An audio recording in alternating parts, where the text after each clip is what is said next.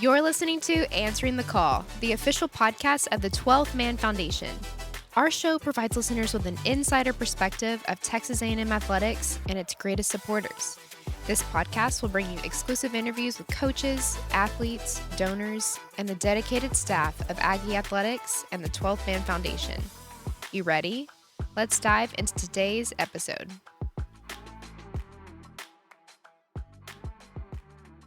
Howdy, and welcome back to another episode of Answering the Call, the official podcast of the 12th Man Foundation. This is your host, Ivy Robinson, and today I am sitting in studio with Texas A&M Baseball student athlete Gavin Grahovac. Thanks for being here and joining us on the show, Gavin. Thanks for having me. Gavin, okay, fun question for you to start this episode. Thinking back to last year's walk-up songs, everybody's walk-up songs in the 2024 season, I asked Ryan Prager this same question actually in his podcast episode as well. But if you had to switch walk-up songs with someone from last season, what would it be and why? That's a good question. I don't really know, but the first one that came to mind when you said walk-up song was Hidden Shot. I think the Ghost Whisperer is just so funny. Like, you always knew the moment you heard the beginning of that song that a shot was coming up. So I don't know if I would trade with him, but I think that's my favorite one from last year. Yeah, nice. Gavin, what's a unique fact about yourself that not many people know? Oh, man. I'm a pretty open guy. I don't know. I really enjoy being around my family. I think that's one thing about me. I'm a very family-oriented guy. Always have been since I was really little. So I love my family. I love my friends. So every chance I get to go back home and be with them is a special time for me. Yeah. Okay, tell me about your family. Tell our listeners, because I'm sure there's some who don't know, where you're from, high school, and what your upbringing was like. Yeah, so I'm from Orange County, California, Southern California. I went to Villa Park High School, public school out there. Yeah, I mean, my dad was a longtime baseball coach, now is still in the baseball world, but it's kind of how it kind of all started for me. My mom's a personal trainer, so that's kind of how that bringing of my athleticism came. My sister played collegiate volleyball, so I kind of had inside family competitiveness, so that kind of helped me when I was younger. But yeah, I mean, I kind of started with my dad. I grew up in a dugout my entire life. So he was a college coach. I grew up in a college dugout when he was coaching high school dugout. So I've had the opportunity to be around a lot of cool people, learn from a lot of different people, have amazing connections through him. But my childhood was fun. So I enjoyed being on the baseball field, and obviously it's gone pretty well so far. So you've been around the game a long time. What's your favorite part about Orange County, California? I'd probably have to say the weather. The weather there is beautiful. The beaches. I just really enjoy loving to go outside and be in shorts and a T-shirt almost every day of the year. So yeah. Is that close to Huntington Beach? In like 30 minutes. Okay, yeah. I've been to Huntington Beach. I wasn't sure. But Huntington, when I went, it was actually really cold. I went in February for a conference. I loved the town. It was great. Yeah. I love it. It's really pretty. People there are fun. So go out there and see a lot of different type of people. Who would you say is Gavin Grahovac when he's not playing baseball?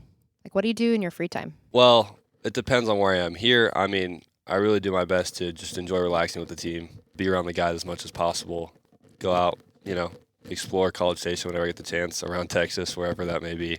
But when I'm back home, I don't know, I like going to the beach. I like going to the lake. So every chance I get to kind of take a rest, go take a break from somewhere, I'll do that. How would you describe yourself as a person, Gavin? I would say I'm a caring guy. I care a lot about things. I love hard. I don't know. When I put my mind to something, I really end up finding a passion in it. So I think that's the best way to describe me as a human. When I see something that I really like or someone that I really love, I'm going to love you until you give me a reason not to. So yeah, I think that's a strong characteristic about me. I love hard. I care a lot about the people around me. Going back to your family, because that sounds like they mean so much to you. Do you remember the moment when you decided you wanted to pursue baseball in college as a young kid? Always been an aspiration. I always wanted to play in the big leagues. I think from when I was the time I could talk and wanted to be something, I think I wanted to play at the next level of whatever that was going to be. It was just built into me. I don't know. I've always had that mindset that I wanted to do this, and I've always put my mind to it. I mean, I've spent all my life doing it. So I think that's the biggest thing for me, being able to put my mind to that and stick with it for all of my life so far. Tell us about your recruitment process. Coming to Texas A&M, what was that like? What's the story there? Yeah, mine's a little different. So I committed to Arizona State actually as a freshman in high school. I was committed to Coach Early as a freshman. Well, he was the hitting coach at the time. I was committed to Coach Tracy, who is now at Michigan. But yeah, so I was committed there for a little over a year. Coach Early ended up leaving. Coaching staff ended up splitting. He ended up coming here, and I stayed committed to Arizona State for a little bit of time, gave it some time, came on a visit here once I had decommitted from Arizona State, and I mean, the rest was history. I knew that I wanted to be with Coach Early. Now, seeing where we're at now, it's kind of a funny story, but no, I knew I wanted to be around him and kind of his philosophy. I wanted to be a better hitter. I want to be a better athlete, but I knew that being around him and this program and, just being around College Station, Texas A&M itself is a pretty special thing. And now being here for a year, I've seen that it's the best decision of my life. So when you came on that visit to Texas A&M, was that literally your first time you'd ever visited College Station? Yeah, I had a cousin that graduated from here a few years back, but I had never come out here and seen it. So I didn't really know much about it, but I learned pretty quickly. What surprised you the most about this town and then the school? How much everyone loves A&M. I lived in a place where it was UCLA and USC, but like you weren't as diehard as an A&M fan. Like you just liked them. You weren't going to every game. You weren't buying season tickets. It was, oh, okay, there's a game.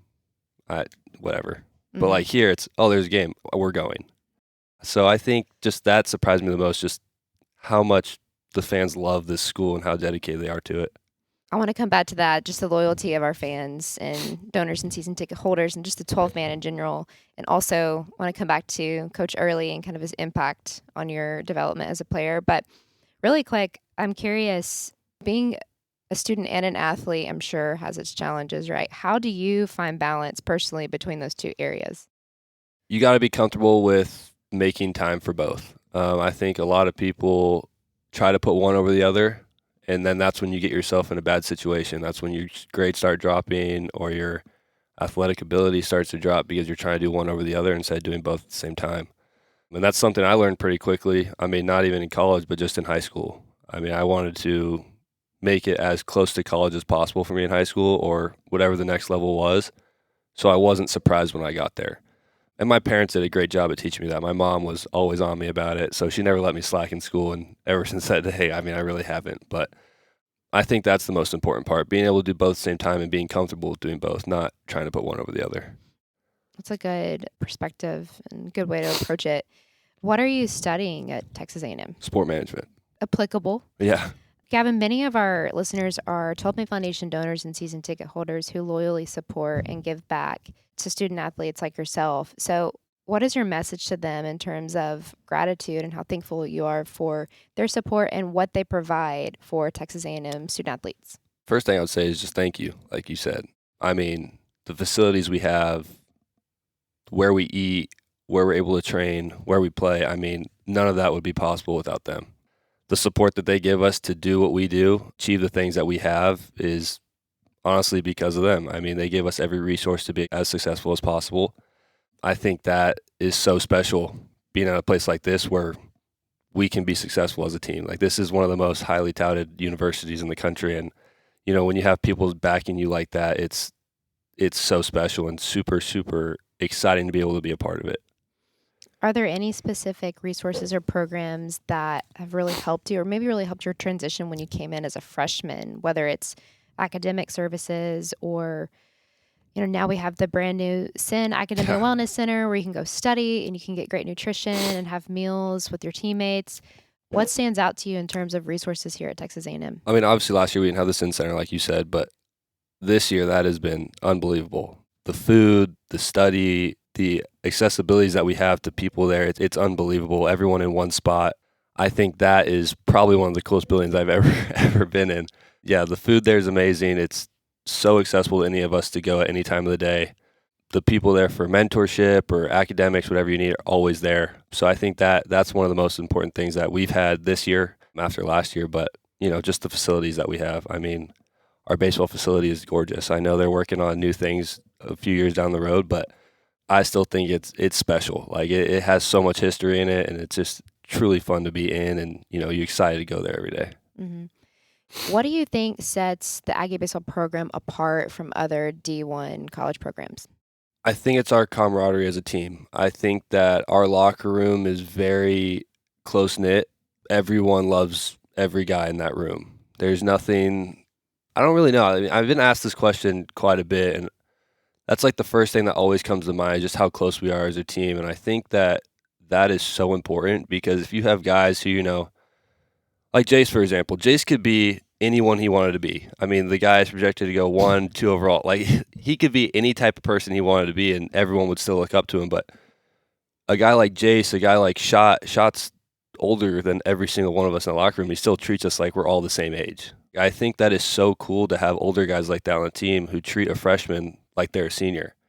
And then when I came in, me and Sorrell and all of the guys that we had last year, it was the easiest transition because they brought us in immediately, took us under their wing, and made us feel comfortable. And as I tend to get older in this program, I want to do the same thing for the younger guys. And I think we've done a really good job at bringing everyone together this year and forming the relationship that we might have had last year, but maybe even better. That's something I wanted to ask you about is like the transfers this year and then the freshmen coming in. What have you done to help kind of carry on that culture and really mentor some new teammates? I think just honestly give them advice. Like, I don't know, playing in front of the 12th man can be overwhelming at some points for new guys. And I mean, I learned that pretty quickly. You got to get comfortable with playing in front of a lot of people every single day.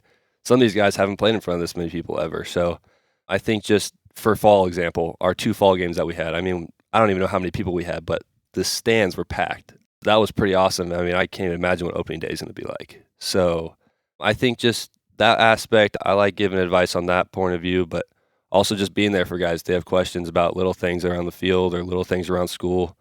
I really love A&M, and last year I really got invested into it. So I think that was a big strong suit of mine. So I'm able to kind of understand a little bit more about what's going on now that I've invested myself into it. So give them the same advice that I got. Would you say you've immersed yourself into like the traditions and I just think A&M? Yeah, I just think the idea of it, like the traditions of A&M, how people treat A&M, how people think of A&M, like this is my home. Like once you're an Aggie, you're always an Aggie. And I think you saw that in the whole thing that happened over the summer. I mean, you see how many people came back. Like if people didn't think of Aggieland like that or love this school, you wouldn't have seen everyone come back. So I think that right there speaks for itself. But yeah, once you're an Aggie, you're always an Aggie. How do you think playing at Blue Ball Park, how does it compare to game day environment at Omaha? Man. Honestly, here it feels louder because in Omaha you kind of cancel out the noise. Like you're not really paying attention to what's going on around you because it's not just your fans. Like you have so many other people around you, but when you're here, my gosh, it's like every single person in that stand is cheering for those 9 guys on that field. Like it's unbelievable. And you can hear everything they say. Section 203 is my favorite thing I've ever seen in my entire life. And those guys are great. But I just think that aspect, like when you're in Omaha, you're so focused on the end goal and you forget about the 30,000 people that are surrounding you. And then you finally look up after the game's done, you're like, wow, okay, this is crazy. Mm-hmm. But you also get that same feeling when you walk out of the tunnel here, out of our locker room onto the dugout, and you walk out in the field and you look around, you're like, that's my people. Like these are the people I want to be surrounded with at A&M, and you have their backing at all times of that game and all times of honestly any time. But it's a pretty cool feeling to walk out into Bluebell and see all the fans that we have and how much they support us. Kind of a similar question so far in your career here at Texas A&M. Have there been any moments or games that just really stand out to you or moments that you think you'll never forget for the rest of your life? I'll never forget that Caden Kent home run. I mean, I'll never forget that. I just remember me and Jace at the top of the dugout step, and I mean, you'll see the picture. We look like crazy people. Kent is sprinting in the dugout. I mean, the stadium was shaking.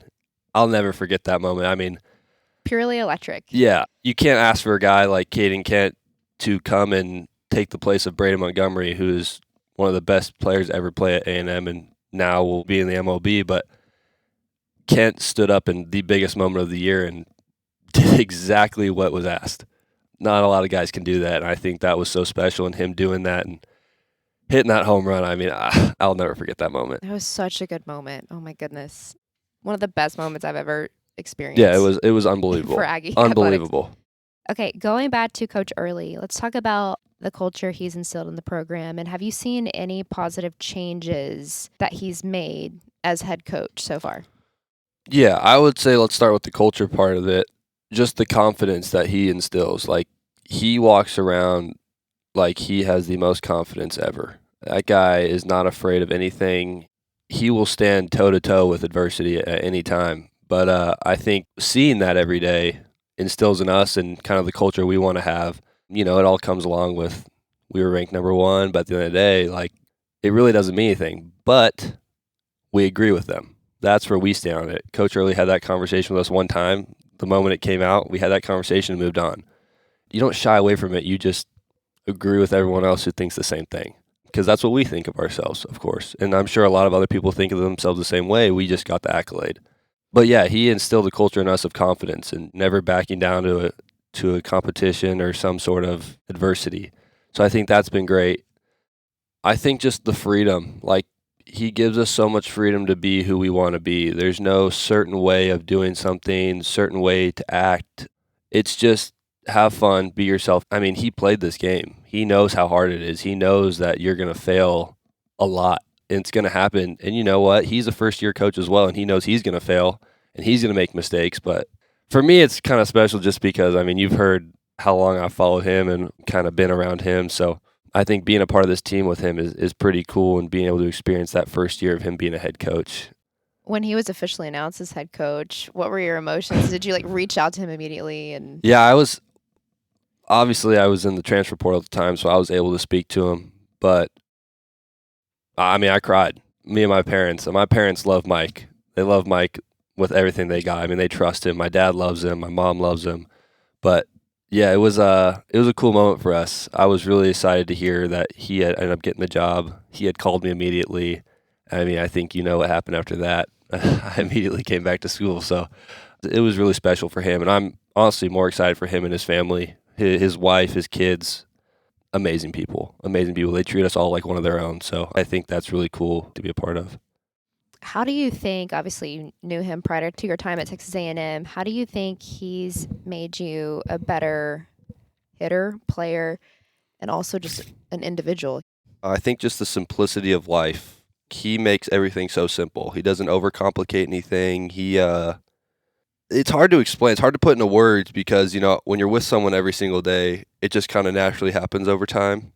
I mean, the conversations that me and him have had over the past 5 years of me knowing him, he's like a second father figure to me in a way. Like, I'm able to talk to him about literally anything.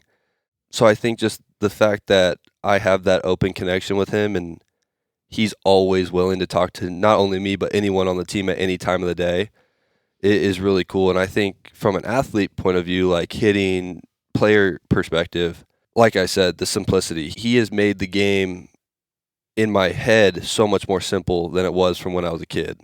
Like, I always thought of the game as being like you have to work so hard and do all these certain things a certain way, but really there's never this one way to do something. I think that he has instilled this thought of being able to go about your business in any way you want to go about it. Once you have this certain routine that he always preaches about, he loves our routines. He loves routines. And once you have that routine, you stick to it. Just because it's not working at the moment doesn't mean it's not going to click eventually. If it did work every single time, you're not getting anything out of it. You're never going to get better. So I think just knowing that there's always improvements to make, whether you're doing amazing or you're failing. Like, there's always improvements to make in your game, and he has really done a good job at not making it overbearing on yourself when you are failing. Like, if you're failing, you're going to figure it out. You're here for a reason. He didn't just bring you here to not be good. So he's never going to let you fail, but I think that is something that he's done a really good job instilling in me and every guy around me. You mentioned routines, and something I wanted to ask you is, do you have like a pregame routine that you have to do before every single game, or does the team have something? Last year, I always made a turkey sandwich right before I walked on the field. I don't know why. I really don't know why. Like right before you? Like I'd be walking in the dugout eating the turkey sandwich. I don't know if that's because I was nervous to eat earlier in the day. But yeah, I walk out on the field and I'm about to put down my last bite of that turkey sandwich. That's awesome.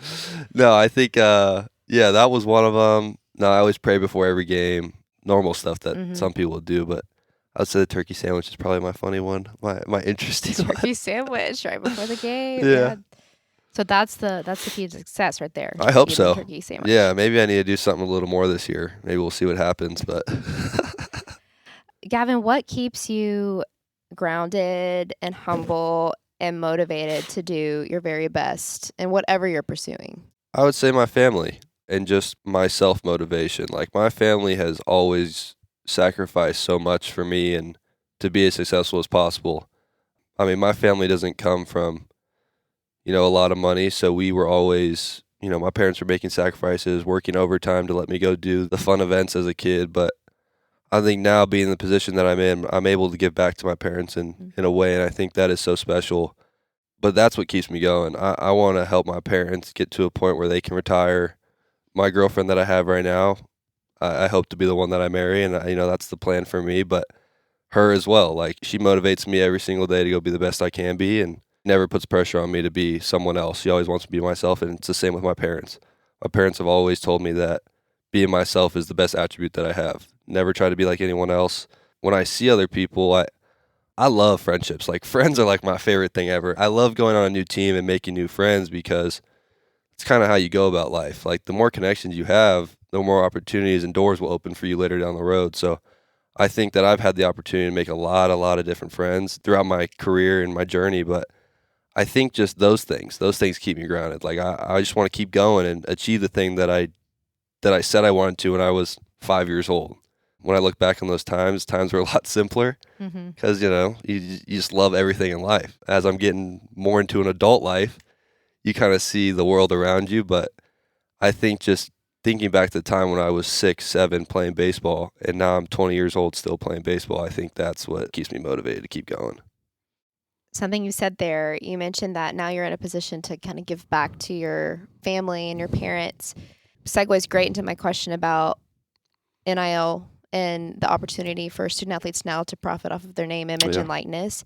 Can you share about how NIL has impacted your life personally? I honestly do sometimes get emotional about it because it really is crazy. Like, we live in one of the craziest times as athletes that will probably ever happen. Like I said, my sister played collegiate volleyball. Wasn't a thing then. My cousin played at UCLA, was one of the highest prospects now in the big leagues. Like, nothing. It's crazy being 20 years old in college and making the income that some of these people do. Like, it's really, really awesome because you get to learn at a young age of how to handle money, how to be responsible with money, and be an adult. You're going to be put in a lot more professional situations. What I'm always told and what I've always thought is, to whom much is given, much is expected. So I think that knowing that you're doing all this, making this income, you need to be prepared for life to come at you a little quicker. Like, you're going to be put in a lot of different situations that you've never been in. I was never put in a situation where I had to go meet with donors or meet with people in high school. Like, that was never even a thought process. And you come here and you meet with all these successful people who care about you, and you're like, you've never even met them before. And I think that is so cool, and you just get to build these relationships because you never know what's going to happen down the road. You never know what situation you're going to be in. These people are always going to be there for you. It's the Aggie network. Everyone talks about it. Everyone talked about it when I came into school, and I really have seen it as I've been here. But yeah, NIL it has helped me and my family. Like, I wouldn't be able to go here if I didn't have the scholarship that I had or the NIL that I have. I wouldn't be able to attend school here. And I think that having that support and having these people that care about you and want to see you succeed, and they give you this opportunity to go live your life as a normal college student and also play at the highest level of college baseball is so, so cool. I think that's amazing. I think, like I said, it's the craziest time of college athletics you'll ever see. Yeah. Oh my gosh, what a response. So many things I want to unpack there. But I think you're touching on the side of NIL that not a lot of people think about, right? Like, yes, student athletes are able to earn and profit off of their name, image, and likeness. But what you're talking about is like it's opening up doors and creating connections for you that might pay off in the end, like for your future self, like maybe a job post MLB. I don't know. But what you're talking about is just priceless, right? The connections you're getting to make, the brands you're getting to work with, situations that you're stepping into, whether it's an event or this podcast, like getting to come in and appear and promote your brand and promote your story. So I think it's awesome that you have that perspective. Yeah, one more thing I would add on that is when people think of NIL, they think of, oh, you're about to go buy all these cool cars, you're going to go get all this jewelry, you're going to go on this, do this. At the end of the day, like, you're building this brand for yourself. That was the biggest thing for me. So I have a lot of mentors in my life, but one that really sticks out to me is someone who said that to me, and I just thought that clicked with me. Like, you're building this brand for yourself with this opportunity of you being able just to play baseball. People know me for who I am on the field, but now I have the opportunity for people to get to know me who I am off the field. And that's honestly the more important part of my life then, because baseball does not define me. It's something that I do. And I think that when people realize that, that is really, really special because, I've always played baseball. I've always used baseball as my door opener, but now I'm able to use my own personal brand and my name and who I am as a person, what my characteristics are, and show who I was as I was raised as a kid, show what my parents have raised me to be. And I think that's also one of the cool aspects of it because these people have no idea who you are. Nobody knows who you are. I'm from California. No one from here knows who I am. Now they do. Now they know that. Everybody listen to this podcast and share it. Yeah, but I think that that's a special thing as well. Like, you're a kid from Southern California who had the opportunity to come play at a really amazing college, and you get the opportunity to meet these amazing people and be here for however many years you're going to be here, and then move on to your next part of your life, and these people are still going to be supporting you.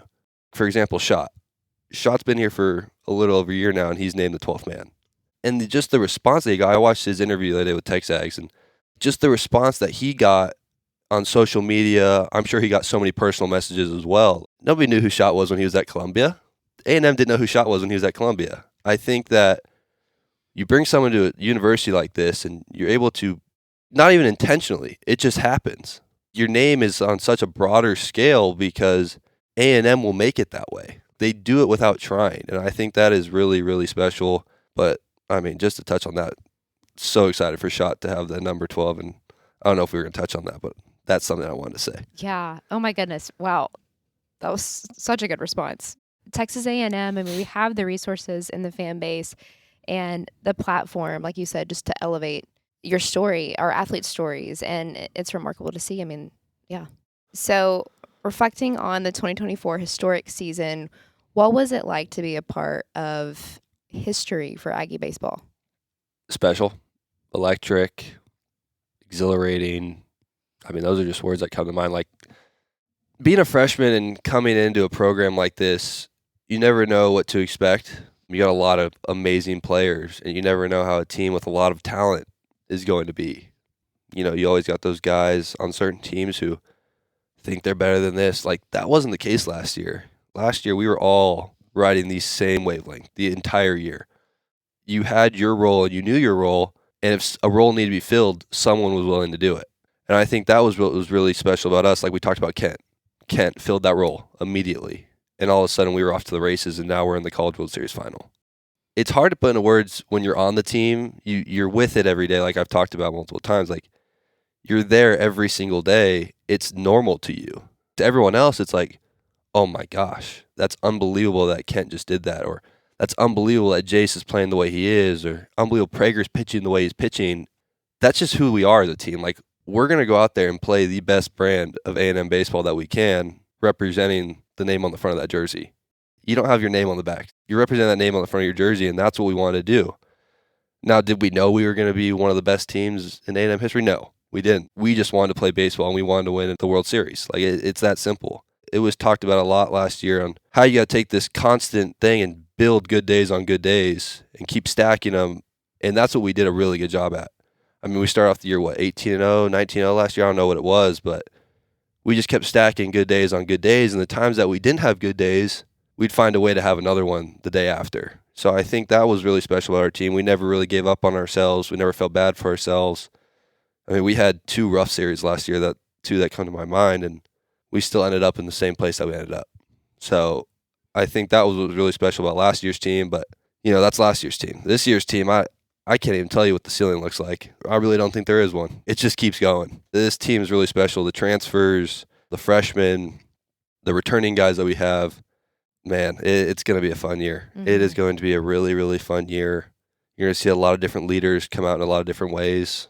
A lot of different transfers or newcomers in general just taking in the love of Aggieland and how much that they mean to us, like we talked about. But it's going to be a special year for us, and I'm excited to see how all of us perform and the guys who come in and are ready to perform as well. This team is so deep. Like, there's guys on this team that would be starting at any other school that might not start.